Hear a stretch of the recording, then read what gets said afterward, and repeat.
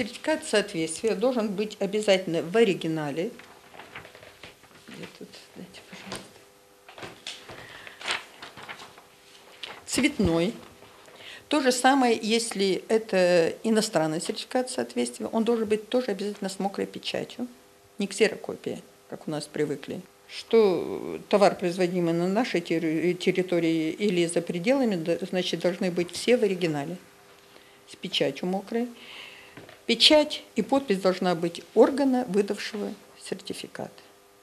Для того, чтобы, я уже говорила вам, для того, чтобы иметь право выдавать самому копии сертификатов, значит, это право должны получить в этом органе, который выдал сертификат, и получить бланки специальные.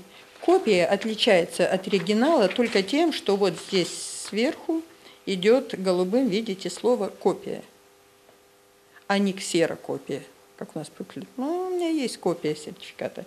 Должна быть вот такая копия.